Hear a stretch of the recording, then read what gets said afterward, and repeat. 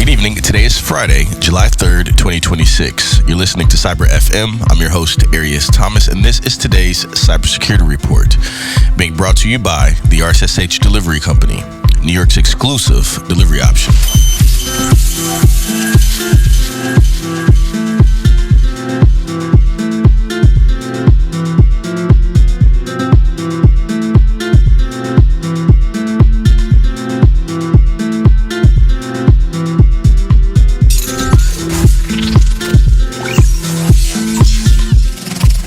Listening to Cyber FM, hosted by Arius Thomas. Welcome to Cyber FM. I'm your host, Arius Thomas, and I'm glad that you're here. It's Friday, July 3rd, 2026. This is the show dedicated to reporting on cyber warfare, the daily battles being fought over your data, your money, and your machines. And today we've got 4 stories straight from the front lines. A nation-state spy crew that reads your entire corporate inbox without ever stealing your password. A clever trick that convinces an AI browser it's playing a game and talks it into handing over your login credentials. A breach at one of the world's largest medical device makers, with millions of patients' most sensitive records walking out the door. And phishing attacks so smart they fingerprint your device and change your disguise depending on whether you're on a PC, a Mac, or a phone. Stolen tokens, tricked robots, medical secrets, and shape-shifting lures. 4 battles, 1 front. Let's begin. Story number 1. The spy who never needed your password, ToddyCat and the stolen token. We open today on the front line of nation-state espionage. Researchers at Kaspersky have uncovered a new tool from an advanced hacking group known as ToddyCat, a crew that's been targeting organizations across Europe and Asia since at least 2020. And their latest weapon, called Umbrij, is built to do one chilling thing: read a company's entire Gmail correspondence without ever needing to steal a single password. Let me explain how this works, because it's a masterclass in going around the lock instead of through it.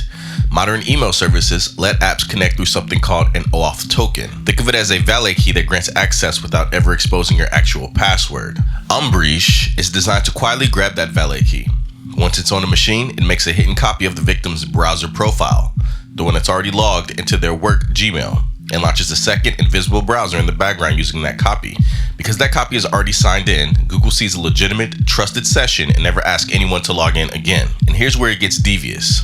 That hidden browser then automatically clicks through a permission request disguised as a legitimate corporate email sync tool and walks away with an authorization code, which the attackers exchange for a token that unlocks not just Gmail, but Drive, Calendar, Contacts, and more, all reachable through the email service's own interface.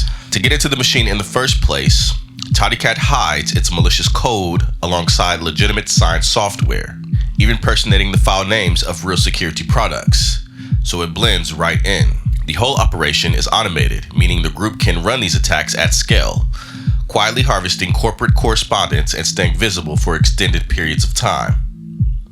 So here's the takeaway, especially for IT teams and business owners. Go into your Google account's connected app settings and audit which third-party applications and services actually have access, and revoke anything you don't recognize or no longer use, because that instantly kills any stolen token tied to it. For your security teams, watch for the telltale signs. A browser launching in developer or debug mode is highly unusual for normal employees, and is one of the clearest red flags of this attack. The deeper lesson in modern cyber warfare: the attackers have realized they don't need to crack your password anymore. They just need to borrow the key your browser is already holding. Story number 2 talked into a heist, the BioShocking attack on AI browsers. So story number 2 takes us into the brand new world of AI-powered browsers. The ones that don't just show your web pages, but actually act for you, clicking, typing, and reaching into the sites you've already signed into. Researchers at Layer X have found a way to turn that helpfulness into a weapon with an attack they've named BioShocking. And no password gets stolen, no malware gets installed. The attacker simply talks the AI into the theft. Here's the clever and the unsettling part. These AI browsers read the web page and your own instructions as a single stream of text, and the agent can't reliably tell the difference between a genuine command from you and a malicious instruction buried inside a web page. Researchers call this indirect prompt injection. To exploit it, Layer X built a malicious web page shaped like a puzzle game, named after the video game BioShock, where a character is manipulated into accepting a false reality. The puzzle's rules reward wrong answers, like insisting that 2 + 2 = 5. Once the AI agent accepts that being wrong is how you win, it stops following its own safety logic and starts following the game's logic instead. And that's when the trap closes. After the agent has been conditioned to abandon its normal rules, the final step of the puzzle simply asks it to go grab the user's login credentials. And not one of the 6 AI browsers they tested refused. In the demonstration, the agent was pointed at the victim's work code repository and instructed to fetch sensitive login keys. The researchers tested this against 6 mainstream AI browsers and assistants from some of the biggest names in tech, and the attack worked. As of the disclosure, only one vendor had addressed it. The file grabbed in the test was harmless, but in the real attack, the same trick could reach into the open tabs, private repositories, internal dashboards, email accounts, or a password manager. Anything the browser session can touch.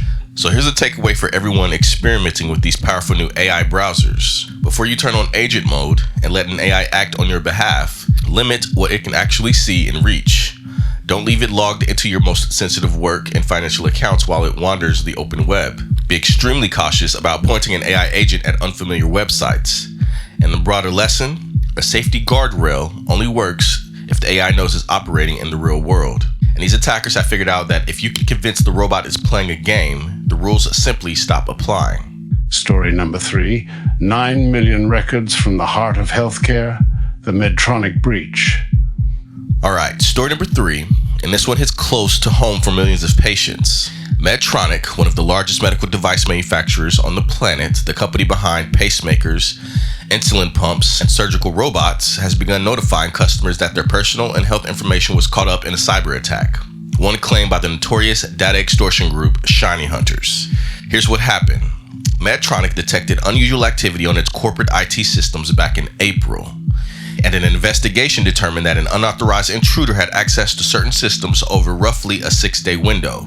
The attackers walked away with what kind of data you dread a medical company losing: names, contact details, dates of birth, social security numbers, and health-related information. ShinyHunters claimed to be holding around 9 million records.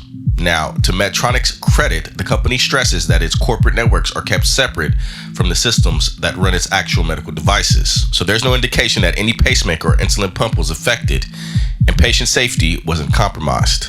But the exposed data is dangerous in its own right. ShinyHunters has been tied to breaches at over 400 organizations this year. And here's the thing, they typically don't use malware or lock up your files. Their playbook is pure data theft, often started with a convincing phone call impersonating IT support to trick an employee into handing over the login details. That means traditional backup-based defenses offer no protection at all because nothing gets encrypted. The data simply walks out the door. Medtronic's entry disappeared from the group's leak site before the ransom deadline, a pattern that usually suggests a payment was made or negotiations took place, though the company hasn't confirmed that. So here's the takeaway. If you're a Medtronic patient or customer, watch closely for the breach notification letter and take them up on the offered credit and identity monitoring. But also treat this as a permanent identity risk event, because a stolen social security number and date of birth don't expire. Be especially wary of phone calls, text, and emails referencing your medical devices or care, since criminals will use this exact stolen details to make targeted scams sound legitimate. And the universal lesson for this one, even a company that perfectly protects its life-saving devices can still lose the deeply personal records sitting in its corporate filing cabinet. And those records are worth a fortune to the right criminal. Story number 4, the lure that knows your device, shape-shifting phishing. And our fourth and final story today is about phishing growing up, getting smarter, more tailored, and frankly more dangerous. Researchers at Cofense have published new findings on a clear shift in how criminals run phishing campaigns. They've stopped blasting out one-size-fits-all lures and started building attacks that automatically fingerprint your device and change their disguise to match. Here's how the new playbook works. When you click a link in one of these phishing emails, the malicious page silently reads your browser's fingerprint. Details like your operating system, browser type, language, and screen size. And this is all before it decides what to show you. Land on that page from a Windows PC and it might serve you a fake software installer that plants a remote access tool giving the attacker control of your machine. Visit the exact same link from a Mac or an Android phone, and instead you'll get a convincing fake login page impersonating a brand like Google, Microsoft, Adobe, or Zoom, designed to steal your credentials. Same lure, same link. Completely different trap, chosen on the fly to be the most effective one for your specific device. And there are two details that make this especially hard to catch. First, the remote access tools these criminals deploy are often technically legitimate software, the same kind of tools real IT departments use, which means automated security scanners frequently don't flag them as malicious at all. Second, because a single campaign now spreads across Windows, Mac, and mobile at the same time, a company's defenses often see 3 unrelated low-priority alerts instead of recognizing one coordinated attack. The whole reason criminals are doing this comes down to code economics. Instead of losing a victim the moment they turn out to be an unsupported device, the attackers can now monetize every single click, no matter what you're using. So here's the takeaway, and this one's for everybody because we all click links. Stop assuming you're safe just because you're on a Mac or a phone. That old comfort is gone, and these campaigns are built specifically to catch you on every platform. Be suspicious of any email that pushes you to download software or log in through a link, and go directly to the official website or app instead. And if a remote access tool shows up on a device that nobody in your organization installed on purpose, treat it as a compromise and investigate immediately. The thread that ties today's whole show together: the criminals are studying you now, adapting to you, and more helpful and personalized the trap looks, the more carefully you need to look back.